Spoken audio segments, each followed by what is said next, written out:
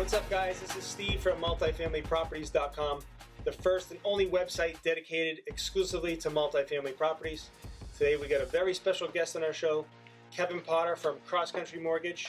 Last month we shot a video and ran some blogs, particularly on financing multifamily properties. So I figured it'd be a good idea to bring in our special guest, Kevin Potter, to talk exclusively about financing multifamily properties. That being said, Kevin, welcome to the show. Thanks, Steve. Appreciate you having me. So we've got some really good questions here from our viewers. I'll get straight to the first one. In particular, Paul from Beverly, his question was, I see sometimes you can put down 3.5% or 5% for a down payment. Sometimes you need to put down 25%. How can I qualify for 3.5%, and what are the different requirements and programs for that? So it's actually a great question, and it's probably the number one question that I get when I talk to buyers, is how much money do I have to put down? With that said, if you're buying a multifamily as your primary residence, meaning you're going to live in the property, Sure. You can get away with putting as little as 3.5% down on a FHA loan, which is through the government. Yep. First-time home buyer programs, mass housing, you can put down as little as 5% on 2 to 4 units. And Fannie Mae, Freddie Mac conventional loans typically require 15% down or more. But to answer the question, 3.5% would be on a low down payment FHA loan. And certainly first-time home buyers that are buying a multifamily as their first residence can do as little as 5%. And then the 25% is more for investors who already own maybe their primary, or they own a couple properties. Correct. So if somebody's looking to buy it as a strict investment, 25% down is your general rule of thumb. There are certain circumstances where you can get away with putting a little bit less down with some different niche products, but standard is 25% down if you're not occupying the property. Awesome. Okay. Next question, Patty from Lowell. Buying a multifamily property seems out of reach with some of the price points that she's seeing and using her income to qualify. Her specific question was, can I use rental income from the units to qualify? And if so, how much of that rental income? Yep, so great question. You can absolutely use rental income to qualify and help offset your payment. It's 75% of your projected rents. So if you're buying a multifamily and there's a 4-unit multifamily and you're getting $1,000 in rent for each unit, just quick math. Yeah.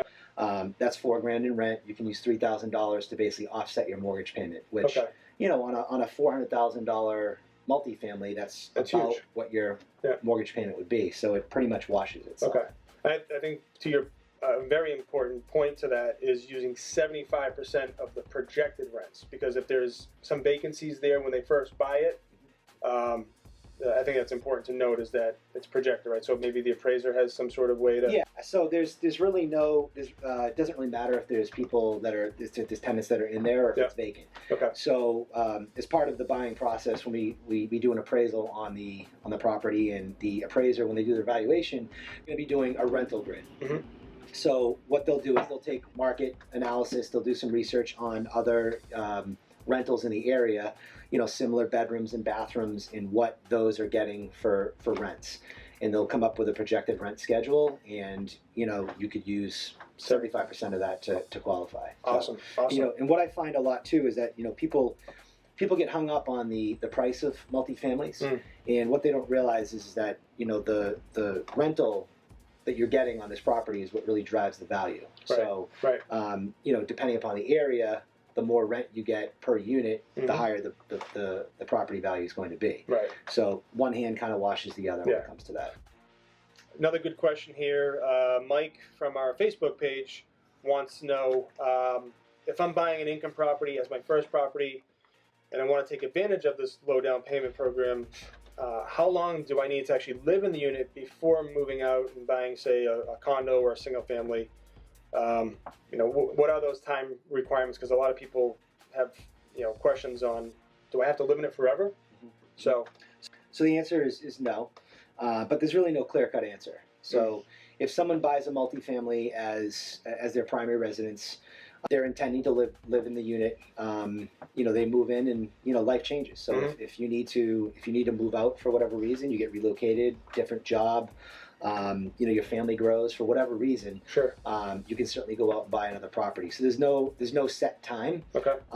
It's just if you're buying it as a primary residence, then you need to move into it. Right. And then things happen, life happens after that. Okay.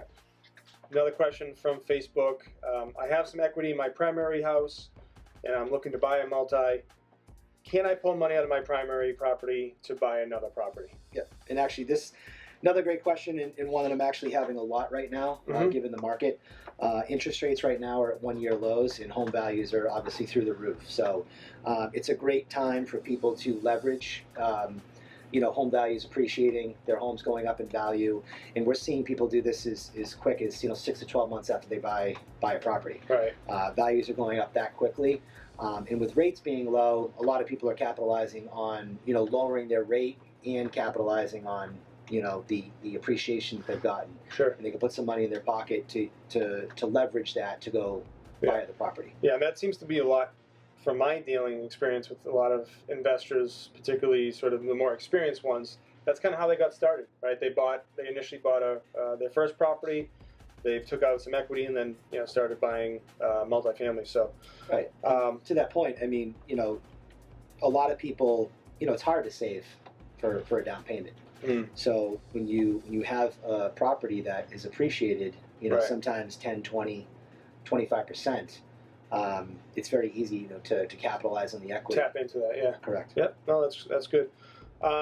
Finally, one of our YouTube followers asks, can I buy a 4-unit as a primary, live in it for a year, and then buy a 3-unit as a primary and kind of take advantage of the program all over again and kind of keep on doing it? Yeah, I mean, you certainly can do it, but it's subjective. Sure. And it needs to make sense, and it needs to, go through underwriting. It's really underwriter discretion. So it's very it's situational, and it's property specific. So if you're living in a 4-unit property and getting back to you get a different job, you relocate, or your family grows, or something happens that you need to move out, you can certainly go and look to buy another. It doesn't have to be a 4-family to a single family, or you could go into a 2-family, right, or a 3-family, but it needs to make sense. Sure. Has to pass the sniff test, quote unquote, from the underwriter, right? So if you're in a 4-family, that's a